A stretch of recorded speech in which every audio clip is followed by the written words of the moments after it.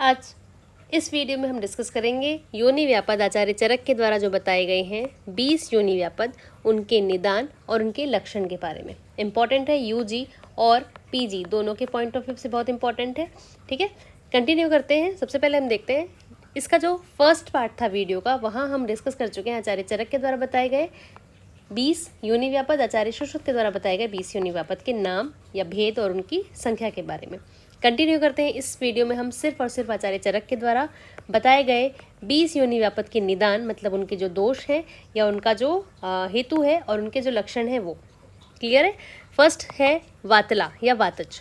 ठीक है, तो वातला योनि व्यापद है, इसके निदान को पढ़ने की शायद ज़रूरत नहीं होगी। पता है आपको, जो रुक्ष आहार विहार, जो वात प्रकोपित करने वाले आहार विहार है, उनका निदान या उनका सेवन ज़्यादा करना, ये इसका निदान होगा। ठीक है, इसका लक्षण इंपॉर्टेंट है। इसके लक्षण में है पिपलिका श्रिप्तिमेव कर्कशता। तो कर्कशता से तो आप समझ सकते हैं वातज है ये। ठीक है, लेकिन इसका मतलब क्या है? शरीर में चींटियों के रेंगने की जैसी प्रतीति होना। ठीक है, तो वातला का ये लक्षण है। पित्तला जो योनि व्यापद है, उसका जो निदान है वो भी ऐसा होगा। कैसा होगा? पित्तज आहार विहार या पित्त को प्रकोपित करने वाले आहार विहार का सेवन करना। ठीक है, इसका लक्षण क्या है? इसका लक्षण है कुणप स्रावा योनि। ठीक है, कुणप स्रावा योनि। ऐसे तो पूरा इसमें है कि दाह पाक ज्वर, है ना, आप जब पढ़ेंगे बुक में आपको मिलेगा दाह पाक ज्वर। तो दाह पाक ज्वर से तो आप समझ सकते हैं कि क्या है ये, पित्तज है। ठीक है, तो ये सब ज़्यादा इंपॉर्टेंट नहीं है, जो इंपॉर्टेंट है वो है कुणप स्रावा योनि। तो इसका मतलब क्या होता है यहाँ पे कि जो योनि से स्राव होता है वो कैसा होता है? कुणप गंधी या कुणप के जैसा होता है, सड़े हुए मांस के जैसा। ठीक है, तो या सड़ी हुई शव के जैसा बोल सकते हैं ना, शरीर जब सड़ जाता है तो उसके जैसा। आपको इसके साथ साथ ये भी याद रखना है कि कौन कौन सी जगह पर आपने ये पढ़ा है कुणप गंधी या कुणप स्राव। ठीक, तो कहाँ कहाँ पे पढ़ा है, जो कि बहुत इंपॉर्टेंट है। कहाँ कहाँ पे पढ़ा है? थोड़ा सा हम एक्स्ट्रा चीज़ें भी यहाँ लेकर चलेंगे। जो हमारा पित्तज स्तन्य दुष्टि है ना, वहाँ पे पढ़ा है। बद्ध गुदोदर में पढ़ा है, ये इंपॉर्टेंट है, ये सब लिखना है साथ साथ। ठीक है, कर्दम विसर्प, कर्दम विसर्प पढ़ा है आपने, है ना। इसके दोष इंपॉर्टेंट है। कितने प्रकार के होते हैं? विसर्प, याद रखना है। ठीक, तृष्णा और विसर्प आचार्य चरक ने, आचार्य सुश्रुत ने, दोनों ने जस्ट अपोजिट बताए हैं। इनकी संख्या याद रखनी है। और कौन है? आर्तव दुष्टि में, आर्तव दुष्टि में भी कुणप स्राव या कुणप गंधी को के शब्द आए हैं। ठीक है, फिर है असाध्य, असाध्य अतिसार, इम्पॉर्टेंट है। ठीक है, फिर रक्तज शुक्र दोष, रक्तज शुक्र दोष बहुत इम्पॉर्टेंट है। ठीक, वैसे ही रक्तज आर्तव दोष, आर्तव दोष। ठीक है, तो ये जो इम्पॉर्टेंट पॉइंट्स हैं कि कुणप गंधी या कुणप स्राव कौन कौन सी जगह पर आया है, मैं फिर से आपको यहाँ पे क्या कर रही हूँ, बता रही हूँ। पित्तज स्तन्य, बद्ध गुदोदर, कर्दम विसर्प में, आर्तव दुष्टि में, असाध्य अतिसार में, रक्तज शुक्र दोष में और रक्तज आर्तव दोष में। इन जगहों पर कुणप स्राव या कुणप गंधी को हम डिस्कस करते हैं, जो कि बहुत इंपॉर्टेंट है। पित्तला योनि व्यापद में आता है। नेक्स्ट है कफजा, कफजा योनि व्यापद। फिर से हम देखते हैं, यहाँ पे इसका निदान इंपॉर्टेंट नहीं होना चाहिए। वैसे निदान आपको पता होगा कि कफज या कफ दोष को दूषित करने वाले आहार विहार का सेवन करना। पांडुवर्णा, पूरी लाइन है लेकिन याद रखना कि पांडुवर्णा या एनीमिया किसमें हो सकता है, या एनीमिक दिखती है कब? कफजा में। ठीक है, तो बाकी आपको याद रखने की जरूरत नहीं है। यहाँ पे आपको मिलेगा पिच्छिलता, शीतलता, कंडू या अल्प वेदना। हाँ, आपको पांडु वर्ण के साथ साथ याद रखना है कि यहाँ पे अल्प वेदना होती है ना। किस में ज़्यादा वेदना होती है वो हम आगे डिस्कस करेंगे, लेकिन अल्प वेदना किस में होती है? कफजा में अल्प वेदना, पांडु वर्ण के साथ साथ अल्प वेदना, ये आपको याद रखना है। आर्तव कैसा होता है? इसमें पांडु पिच्छिल वर्त। ठीक है, आर्तव जो होता है वो पांडु रूपी होता है, या फिर आपका थोड़ा सा आर्तव जो होगा वो पिच्छिल होता है या पांडु वर्ण का होता है। ठीक है, फिर है त्रिदोषज। त्रिदोषज में क्या है? जो शमशन है ना, सभी रसों का सेवन करने वाली जो महिला होगी या जो लेडी की हम बात कर रहे हैं यहाँ पे, है ना, वो क्या होगी, शमसन। शमसन का मतलब क्या होता है, कभी बहुत ज़्यादा पथ्य खा लेना, कभी बहुत ज़्यादा अपथ्य, मतलब पथ्य और अपथ्य मिलाकर खाने को ही हम शमसन कहते हैं, है ना। या सभी रसों का सेवन करने वाले। ऐसे ही आप मुझे कमेंट करके बताएंगे कि कौन से व्याधि में शमसन या सभी रसों का सेवन करने का या सभी रसों को खाने की इच्छा होती है। बहुत इंपॉर्टेंट है ये, आप कमेंट करके बताएंगे, ठीक है। शमसन करने की या सभी रसों का सेवन करने की इच्छा होती है, ठीक। तो त्रिदोषज का जो लक्षण है वो है श्वेत पिच्छिल वाहिनी, ठीक। श्वेत पिच्छिल वाहिनी, इसका मतलब क्या होता है कि अर्तो जो होता है वो सफ़ेद होगा, पिच्छिल होगा, है ना। और दाहशूल अर्ता, इसमें दाह होता है, दाहशूल, दाह भी होगा, शूल भी होगा, मतलब लगभग सभी दोषों का लक्षण होगा। यहाँ से इंपॉर्टेंट शुरू होता है रक्तजा। रक्तजा आचार्य चरक ने बताया है ना। और इसी को वाग्भट ने और सुश्रुत ने क्या बताया, हम उसके उस वीडियो में डिस्कस करेंगे। इसके निदान को भी बहुत ज़्यादा इंपॉर्टेंट नहीं देना है यहाँ पे, मतलब इसको लक्षण इंपॉर्टेंट है, ठीक है। अति प्रवर्तते योन्याम लब्धे गर्भे अपि ससृजा, मतलब जब गर्भ लब्ध हो गया है, मतलब गर्भ हो गया है या गर्भ धारण कर गया है, उस समय अगर किसी प्रकार से योनि से स्राव हो रहा है, इसको आप याद रखने के ट्रिक ऐसे लगा सकते हैं कि जब गर्भ होता है तो वो कैसा निकलता है, रक्त से लथपथ होके निकलता है, लब्ध, लब्ध से लथपथ याद रख सकते हैं, ठीक है। तो गर्भ जब निकलता है या गर्भ जब बाहर आता है तो रक्त से लथपथ होके, तो लब्ध गर्भे ससृजा किस में आता है, रक्तजा में आता है, ठीक है। यहाँ ये सिर्फ एक ट्रिक है याद करने की। अरजस का, अरजस का नाम से समझ में आ रहा है कि यहाँ पे क्या हो रहा है, मतलब रज नहीं हो रहा है ना। अरजस्का का निदान यहाँ पे हम डिस्कस नहीं करेंगे। अरजस्का का क्या कारण है वो देख रहे हैं यहाँ पे, या लक्षण क्या है, सॉरी। कार्श्य वैवर्ण्य जननी भृशम, ये इंपॉर्टेंट है, ये आपको याद रखना है। जननी से यहाँ पे हम ट्रिक देखेंगे यहाँ पे कि अरजस्का में क्या हो रहा है, योनि और गर्भाशय में आश्रय जो पित्त होता है वो रक्त को दूषित कर देता है, ठीक है। कौन, जो योनि में और गर्भाशय में आश्रय जो पित्त होता है, अरजस्का क्या होता है, पित्तज है ना। आपको याद होना चाहिए कौन से वातज में आते हैं, कौन से पित्तज में आते हैं, ठीक है। तो ये पित्तज है, तो पित्त क्या करता है यहाँ पे, योनि और गर्भाशय में जो पित्त होता है वो रक्त को दूषित कर देता है। तो स्त्री में रजोधर्म नहीं होता, है ना, अरजस का रजोधर्म नहीं होता। जब पित्त क्या हो गया, रक्त को दूषित कर दिया, तो मेंसेस नहीं आते, या रक्त को दूषित करने से उसका रजोधर्म नहीं होता, तो उसको अरजस का कहते हैं। इसका लक्षण है कार्श्य वैवर्ण्य जननी भृशम, तो वो जननी जो होती है वो कृष्टा हो जाती है, वैवर्ण्य हो जाता है, और वो जननी नहीं बन पाती, या जननी बनने की उसकी इच्छा, उसमें क्षमता नहीं होती। तो जननी से याद रखना है अरजस का, ठीक है। तो जननी जो है वो माता है, माता सबसे पहले होती है, सबसे पहले शब्द है आता है। ऐसे मैंने याद किया था, आपको जैसे भी ट्रिक बनानी है वैसे आप याद कर सकते हैं, जैसे कि बहुत ईजी चीज़ है याद रखने की, ठीक है। अरजस का, तो सबसे पहले आता है यहाँ पे। अचरणा को यहाँ पे आप क्या करेंगे,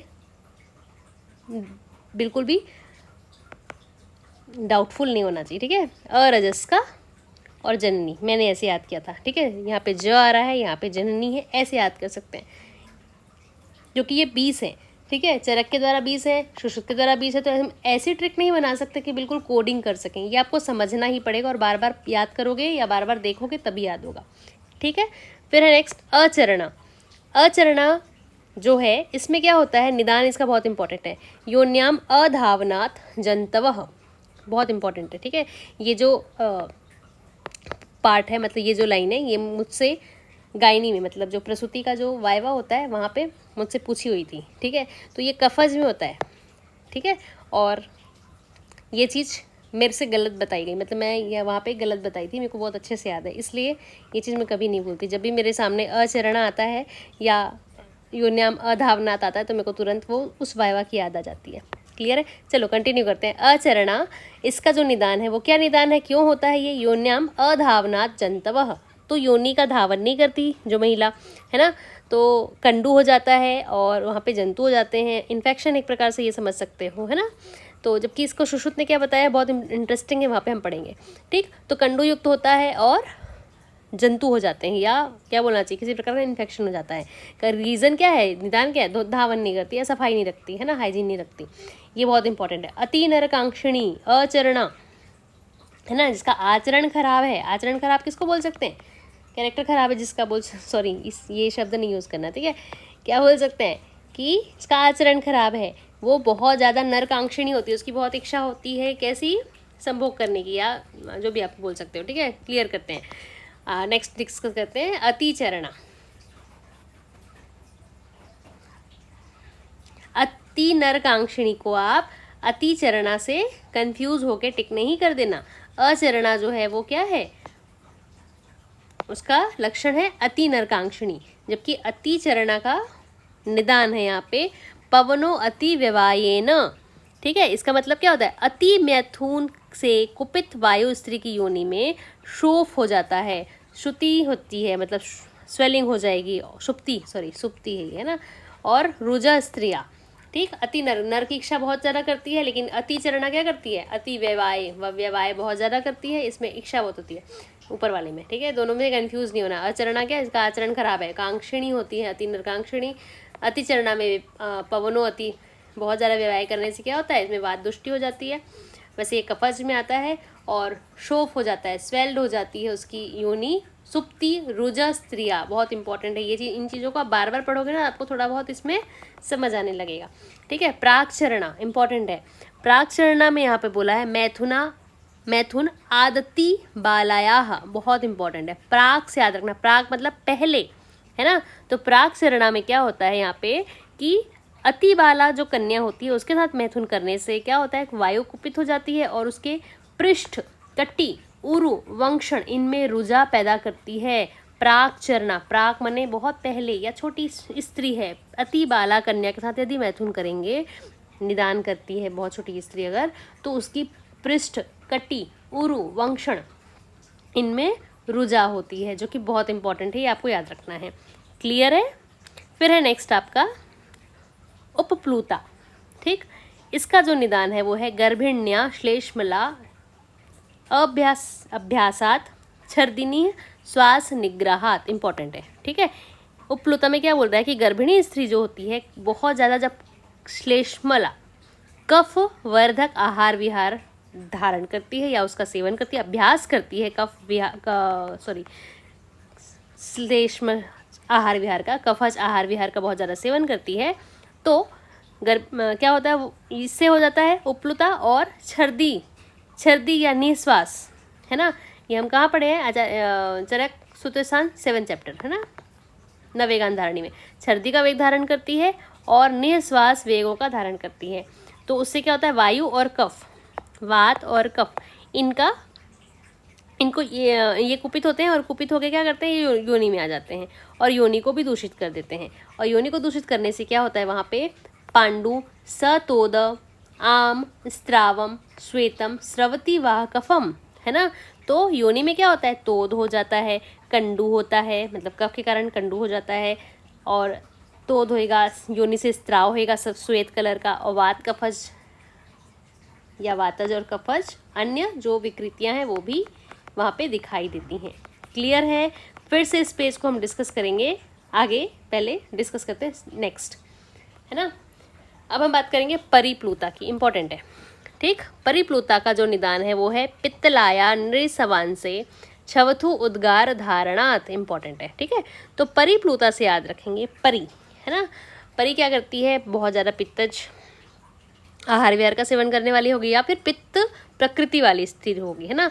तो पित्त प्रकृति वाली स्त्री होगी, उससे अगर संभोग करेंगे और संभोग करते समय यदि उस स्त्री ने छवथु उद्गार वेग का धारण या छवथु उद्गार या और जो अन्य अवेग धारण करने वाले वेग हैं उनको धारण कर लिया, तो उससे वात और पित्त क्या होंगे, कुपित हो जाएंगे। परिप्लुता वात और पित्त कुपित हो जाएंगे, और कुपित होने से लक्षण क्या दिखाई देगा, शूना स्पर्शा अक्षमा सार्तिनी नील पीतम अश्रिक श्रवेत श्रोणी वक्षण पृष्ठ अरति ज्वर आर्तया, ठीक। यहाँ से आप कंफ्यूज नहीं होना ना, यहाँ पे भी पृष्ठ है, वहाँ पे भी दर्द बताया था कहाँ, कटी वंक्षण में, है ना। तो यहाँ वंक्षण है लेकिन ऐसा वाला नहीं है ना। तो क्या यहाँ पे क्या बोला है, यहाँ पे कि योनि में शोथ हो जाता है, क्या बोल रहे हैं यहाँ पे, ये सब वेग धारण किया, निदान हुआ यहाँ पे। फिर शूना स्पक्षमा मतलब योनि में शोथ हो जाएगा। स्पर्श असहत्व, स्पर्श असहत्व जिसको बोल सकते हैं। तो स्पर्श असहत्व और कहाँ कहाँ पढ़ा है यदि आप बता सको, बहुत इंपॉर्टेंट है, ये आपको याद रखना है। कहाँ कहाँ पढ़ा है स्पर्श असहत्व?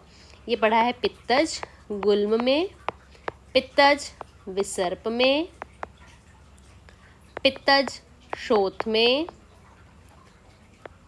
रक्तज अधिमंथ में, बहुत इंपॉर्टेंट है, कई बार पूछा है ये, रक्तज शिरोरोग में, चर्मदल में, संधि भग्न में, इंपॉर्टेंट है, और कक्षा रोगों में। ठीक है, तो ये 8 ऐसी जगहें हैं जहाँ पर हमने स्पर्श असहत्व पढ़ा है। जहाँ स्पर्श असहत्व मतलब क्या, कि रोगी उस जगह को छूने नहीं दे रहा या उसको सहन नहीं हो रहा अगर उसको हम स्पर्श कर रहे हैं तो। ठीक है, कहाँ कहाँ पे? पित्तज गुल्म, पित्तज विसर्प, शोथ, पित्तज शोथ, रक्तज अधिमंथ, रक्तज शिरोरोध, चर्मदल, संधि भग्न और कक्षा। ठीक है, नेक्स्ट यहाँ पे देखते हैं हम। अच्छा, यहाँ पे हो गया स्पर्श असहित्व हो गया, और क्या पढ़ा? शून्य स्पर्शमा मतलब शून्य है या फिर छूने नहीं दे रहा या छूने नहीं दे रही है। ठीक, और सार्तनी नील पीतम अष्टिक श्वेत मतलब वेदना युक्त नील पीत वर्ण का रक्तस्राव हो रहा है, वेदना युक्त हो रहा है। ठीक, और यहाँ पे क्या बोला? श्रोणी वंक्षण, श्रोणी वंक्षण पृष्ठ में वेदना है और ज्वर भी हो सकता है। ठीक है, परिप्लुता में। उदावर्तनी बहुत इंपॉर्टेंट है और अच्छे से समझना है यहाँ पे। उदावर्तनी में क्या बोल रहा है यहाँ पे? उदावर्त हो जाता है, कैसा होता है कि वातज, ये यहाँ पे वात क्या करती है? योनि को ऊपर की तरफ खींचती है, और ऊपर की तरफ खींचने से क्या होता है कि वेग विधारण से होता है ये बीज का निदान। ठीक है, तो इसका लक्षण क्या बोल रहा है कि वायु जो होती है वो क्या करती है? योनि को ऊपर की तरफ खींचती है। ऊपर की तरफ ऐसे जकड़ के जब खींचती है तो रज जो है वो अच्छे से नहीं निकल पाता, रज नहीं निकल पाता, और कृच्छेण अदावृत्तम विमुंजति, बहुत मुश्किल से रज का स्राव होता है, पहली चीज। और यदि मुश्किल से हो रहा है, उदावर्त में याद रखना है। ठीक है, मुश्किल से निकल रहा है रक्त, आर्तवे सा विमुक्ते तु तत्क्षणम लभते सुखम, मतलब अगर थोड़ा सा भी जैसे ऊपर खींच लिया है ना, योनि को ऊपर की तरफ खींच लिया तो यहाँ से जो मार्ग है वो थोड़ा सा बंद हो जाता है, ऐसा आप इमेजिन करके चलो। ठीक है, तो इसको जब ऊपर की तरफ खींच लिया और यहाँ पे बहुत ज़्यादा रुजा हो रही है। ठीक है, रुजा हो रही है, तो इसमें क्या होता है? अगर थोड़ा सा भी कृच्छेण मतलब बहुत मुश्किल से निकल रहा है, लेकिन इस समय अगर थोड़ा सा भी रक्त अच्छे से निकल पाता है, मतलब वात निकल रही है या वेजाइनल गैस पास हो रही है, उसके साथ यदि थोड़ा सा भी आर्तव जब निकलता है तो बहुत सुख मिलता है या फिर अच्छा लगता है, हाँ बहुत मतलब आराम लगता है। ठीक है, तो यहाँ पे ये समझना है कि इसमें ये उदावर्तिनी में है। क्लियर है? और योनि ऊर्ध्वमुखी हो जाती है। यहाँ पे योनि के ऊर्ध्वमुख होने से, ऊर्ध्व से आप समझ जाएंगे उदावर्त में हो जाता है ना, तो योनि ऊर्ध्वमुख हो जाती है। रजसो गमनम ऊर्ध्वम, योनि ऊर्ध्वमुख हो जाती है, इससे कृच्छ आर्तव होता है ना। कर्णिनी इंपॉर्टेंट है। कर्णिनी में क्या बोला है यहाँ पे? अकाले वाहमा आनाया गर्भणे, इसमें क्या बोला है? ये निदान है, इसका लक्षण क्या है? कर्णिकाम जनये अद्योनो श्लेष्म रक्तेन मूर्छितः, आवी मतलब प्रादुर्भाव होने से पहले, अकाल में किसी मतलब बिना काल में, काल नहीं है अभी हमारा या पीरियड नहीं है, उस समय पे प्रवाहन होने से वायु गर्भ के द्वारा मार्ग को रोक देती है। ठीक है, गर्भ के मार्ग को वायु के द्वारा रोक देते हैं। अब क्या होता है? कफ और रक्त है इसमें, है ना, और दुष्य, ये हमारा दोष है, कफ और रक्त है ना, और दुष्य होते हैं यहाँ पे। दुष्य अगर बोलेंगे तो सिर्फ रक्त निकालना है आपको। ठीक है, कर्णिनी में तो क्या होता है फिर उसके बाद? कफ और रक्त से घिरकर योनि जो होती है, मतलब योनि को कवर कर लिया कफ और रक्त ने, और मांस अंकुर उत्पन्न कर देते हैं। ठीक है, श्लेष्मा और रक्तेन, कफ और रक्त बोल रहा है यहाँ पे साफ साफ, है ना, तो ये मांसांकुर उत्पन्न करते हैं, ये आपको याद रखना है यहाँ पे कर्णिनी में। ठीक, तो मांसांकुर अगर आप देखो तो वो कहाँ कहाँ पर आपने पढ़ा है, जो कि आपको सुश्रुत में बहुत अच्छे से मांसांकुर के बारे में पढ़ने को मिलेगा। तो कहाँ कहाँ पे मांसांकुर के बारे में पढ़ना है, ये शब्द आया है। ठीक है, मांसांकुर ये याद रखना है। कहाँ कहाँ पे पढ़ा है आपने मांसांकुर? कफज अर्श में पढ़ा है, कफज रोहिणी में पढ़ा है, और रक्तज अर्बुद में पढ़ा है, जो कि बहुत इंपॉर्टेंट है। ठीक है, कफज अर्श, कफज रोहिणी और रक्तज अर्बुद में मांसांकुर पढ़ा है। यहाँ पे हमने कहाँ पढ़ा? योनि व्यापद में कर्णिनी में पढ़ा है। कफज और रक्तज, कफज और रक्त इसके दोष होते हैं।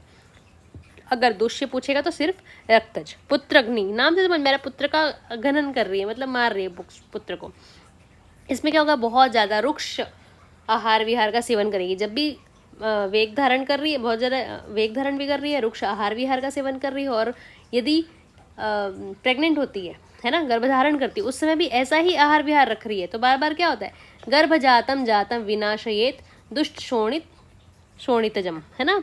तो इस समय क्या होता है? रुक्ष आहार विहार कर रही है, और बार बार जो महिला है ना, तो वायु कुपित होती है, वात कुपित होता है, उससे क्या होता है? दुष्ट रज जो हमारा होता है, आर्तव्य होता है, वो भी दूषित हो जाता है, और उससे जब गर्भ उत्पन्न होता है तो वो बार बार गर्भ को नष्ट कर देती है ना। ऐसा ही आचार्य सुश्रुत वाले में लिखा है, क्या लिखा है? स्थितम हंति गर्भपुत्रग्नि। स्थितम वहाँ पे 2 बार दिया, यहाँ पे क्या है? जातम आया है ना।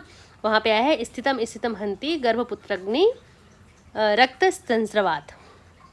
ठीक है, वहाँ पे आचार्य सुश्रुत ने भी पित्त दोष बोला है उसको, है ना, यहाँ पे वात को बोला है। ठीक है, फिर है नेक्स्ट अंतर्मुखी, नाम से समझ में आ रहा है। व्यवायम अति तृप्ताया भजंत्या स्व अवन्न पीड़ित। ठीक, तो यहाँ पे क्या बोला गया है? यहाँ पे अंतर्मुखी का मतलब क्या है? पे अति तृप्त होकर भोजन बहुत ज़्यादा भर के खा लिया, एकदम अति तृप्त, बहुत ज़्यादा खाना खा लिया, है ना। अंतर्मुखी अति तृप्त होकर भोजन करने के बाद जब क्या करते हैं? संभोग करते हैं या मैथुन करने की अवस्था से ये होता है, ये याद रखना है आपको। ठीक, इसके लक्षण क्या है? यहाँ पे अति तृप्त होकर भोजन बहुत ज़्यादा पेट भर के खा लिया, उसके बाद यदि आप क्या कर रहे हैं और इसका अभ्यास कर रहे हैं, ऐसा नहीं है कि एक बार ऐसे करने से हो जाता है। ठीक है, इन निदानों का अभ्यास करने से ऐसे होता है। ठीक है, फिर लक्षण क्या है इसका? वक्रय अत्यानयनम योन्या। नेक्स्ट है भृषा अरति मैथुना शक्ता अस्थि मांसा अनिलारती। ठीक है, इसमें क्या बोल रहा है? वक्रय अत्याननम योन्या, मतलब क्या है इसका? कि अन्न से पीड़ित वायु योनि मुख को वक्र कर देती है, योनि के वक्र कर देती है। अन्नम योन्या, योनि को क्या करती है? वक्र कर देती है, टेढ़ा कर देती है। तो यहाँ पे सीधी सी बात है, क्या होगा? योनि को के मुख को जब टेढ़ा कर दे रही है तो रुजा होगी, है ना। फिर क्या है? वृषा अरति मैथुना शक्ता, इसका मतलब है भयंकर वेदना के साथ या वेदना होने के साथ स्त्री मैथुन कराने में असमर्थ होती, बहुत ज़्यादा उसको दर्द हो रहा है और वो मैथुन करने में असमर्थ होती है। ठीक है, मैथुन अशक्ता। फिर नेक्स्ट है अस्थि मांसाल अनिलरता। ठीक, तो यहाँ पे है सा अस्थि, ऐसा लिखा हुआ है। ठीक है, ये आपको याद रखना है। फिर है योनि में जो अस्थि है और मांस है वो वातजन्य पीड़ा पैदा कर देते हैं। योनि के अंदर जो अस्थि है या अस्थि से जो कनेक्शन है वहाँ पे, और मांस है वहाँ पे वातजन्य पीड़ा होती है। किसमें? अंतर्मुखी में है। इसका निदान आपको याद रखना है, बहुत इंपॉर्टेंट है कि व्यवाय कैसे कर रहे हैं? अति तृप्त होकर कर रहे हैं। इसमें योनि वक्र हो जाती है और मैथुन करने में अशक्त होती है, इतना दर्द होता है। अस्थि और मांस जो है वहाँ पे भी दर्द होता है। ठीक है, नेक्स्ट है सूचीमुखी। नाम से समझ में आ रहा है कि जो योनि होगी वो सूचीमुखी होगी। कैसे होगी? मतलब छोटी मुख वाली होगी। निदान है गर्भस्थया स्त्रिया रक्षद वायु। इसमें भी ये है कि बहुत ज़्यादा वायु वात विहार का जब स्त्री क्या है, स्त्री जब गर्भ धारण करती है और उस समय यदि बहुत ज़्यादा वातज आहार विहार का सेवन करती है और उसके साथ साथ क्या करती है गर्भ में स्थित जो स्त्री है, यहाँ पे हम बात कर रहे हैं किसकी? योनि का सूचीमुख होगा। जो गर्भ में स्थित स्त्री है ना, उसके लिए हम बात कर रहे हैं। तो गर्भिणी जब वृक्ष आहार विहार का सेवन करेगी और वायु क्या करेगी? गर्भ में स्थित रहने वाली जो कन्या है, ऐसी कन्या जो गर्भ में है अभी, है ना, उसकी हम बात कर रहे हैं। तो गर्भ में रहने वाली जो कन्या है उसकी योनि में जाकर उसकी मुख को सूची की तरह या छोटा कर देती है, संकीर्ण कर देती है। ठीक है, दोषाद अणु द्वारा, मतलब माता के कारण हो रहा है ये। माता क्या कर रही है? बहुत ज़्यादा वृक्ष आहार विहार का सेवन कर रही है या फिर उस समय वेग धारण कर रही है। ठीक है, वायु से रिलेटेड कोई वेग धारण है, उस समय ऐसा कर रही है तो वो जो गर्भ में स्त्री अगर है तो उसकी योनि के मुख को छोटा कर देती है। ठीक है, इंपॉर्टेंट है, याद रखना है कि ये किसके कारण हो रहा है, असाध्य होता है, ये बहुत इंपॉर्टेंट है, याद ध्यान रखना है आपको। ठीक है, ये असाध्य होता है। ठीक, मातृदोष के कारण होता है और अणुद्वाराम कुर्यात शुचिमुखम, माता के दोष के कारण होता है और उसके अणुद्वार को छोटा कर देते हैं। शुष्का इंपॉर्टेंट है, शुष्का से समझ में आ रहा है ये भी क्या होता है कि व्यवाय काले रुंध्यात्या वेगान, व्यवाय के समय यदि किसी प्रकार से संभोग के समय क्या कर रही है, वेग धारण कर रही है तो वात प्रकोपित हो जाएगा, वात प्रकोपित हो जाएगा तो विण संगमूत्र किसी प्रकार का वात वेग धारण कर रही है तो योनिमुख में शोष हो जाता है। ठीक है, कुर्याद विण मूत्र संग कर रही है और योनिमुख में शोक हो जाता है, मतलब किसी प्रकार से लुब्रिकेट नहीं होगी, इसको हम शुष्का कहते हैं। वामिनी वामिनी षड्हात मतलब 6 और 7 रात्रि तक शुक्र यदि उसमें है और वो फिर उसको बाहर निकाल देती है। कैसे हम देखेंगे, षड्हात सप्तरात्राद व शुक्रम गर्भाशय गतम, मतलब गर्भाशय में जो शुक्र है 6-7 दिन तक रहेगा और उसके बाद रात्रि में वेदना या अवेदना के साथ उसको स्त्रावित कर देती है। सरुजम निरुजम वापिया स्रवेत। ठीक है, तो वामिनी में क्या होता है, ये इसको बाहर निकाल देते हैं। ठीक है, फिर है षंडी। षंडी में बीज दोष है, ये किसी का बीज दोष है। बीज दोष का मतलब क्या हो रहा है कि माता पिता किसी के कारण होता है, बीज दोष से होता है। और लक्षण क्या है इसका, निर्द्वेष द्वेष के कारण होता है। ठीक है, नृद्वेषण्य स्तनी अनुपक्रमा, इसको आप ऐसे याद रख सकते हो कि सेकेंडरी जो सेक्सुअल ऑर्गन होते हैं ना, है ना, या सेकेंडरी ग्रोथ जो होती है वो उसमें नहीं होती, इसमें षंडी में। और ये बीज दोष है, मतलब माता या पिता के कारण होता है ऐसा, है ना। निदान ये भी असाध्य सॉरी असाध्य होगा। इसमें आप याद रख सकते हो, यहाँ पे कनेक्ट होता है कि कौन कौन सी बीमारी ऐसी जो बीज दोष से होती है। ठीक है, आप कमेंट करके बताएंगे मेरे को, बहुत इंपॉर्टेंट है। क्लियर है। फिर है इसमें क्या होता है, ये स्तन नहीं होगा उसमें। और अनुप्रमा, इसमें मतलब क्या है कि गर्भस्थ जो कन्या होती है उस समय गर्भाशय को भी नष्ट कर देती है। इसका बीज दोष जो है वो कहाँ पे प्रभाव डालता है, जब ये अपनी माँ के गर्भ में रहेगी ना तो उसके गर्भाशय को नष्ट कर दिया जाएगा, है ना। और पुरुषों से द्वेष होगी, नृद्वेष मतलब नर से द्वेष होगा, है ना, उसको नर पसंद नहीं आएंगे। पुरुषों से द्वेष होएगा, अस्तनी होएगी, अस्तनी अनुपक्रम्या होएगी, मतलब असाध्य है, ये इंपॉर्टेंट है। ठीक है, फिर महायोनि है। ठीक, महायोनि में है विषमम दुख शय्यायाम वैथुनात्, इसका मतलब है कि कुपित वायु कुपित होएगी और असंवृत मुखी और मांस उत्पन्न करने वाली होएगी, है ना। इसका मतलब क्या होता है यहाँ पे कि मैथुन करते समय बहुत ज़्यादा पेन होगा यहाँ पे इसको, महायोनि वाले को। ठीक, और असंवृत मुखी वाली होगी, अरति होगा, सारति दर्द होगा, और रुक्ष फेन स्त्रवाहिनी मांस उत्सना पर्ववंक्षण शूलनी, वंक्षण शूल अभी हमने और कहाँ पढ़ा था, कर्णिनी में भी पढ़ा था और प्राक्षरणा में भी पढ़ा था।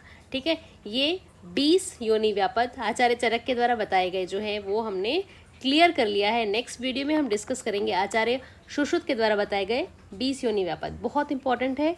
यहाँ से सीधे सीधे आपको या तो मैच ऑफ द फॉलोइंग से पूछेगा, यूजी में तो सीधा सीधा क्वेश्चन आता है कि आचार्य चरक के द्वारा बताए गए 20 योनि व्यापद को समझाइए या बताइए। 8 से 10 नंबर का ये क्वेश्चन आता है जो कि बहुत इंपॉर्टेंट है। इसको आप थोड़ा बहुत बढ़ा के भी लिख सकते हैं। और योनि व्यापद जब आप यूजी में लिखेंगे तो वहाँ पे आपको डायग्राम के साथ लिखना है। क्लियर है। Thanks for watching this video. Next part में हम इस वीडियो के नेक्स्ट पार्ट में आचार्य सुश्रुत के द्वारा बताए गए 20 योनि व्यापद को डिस्कस करेंगे।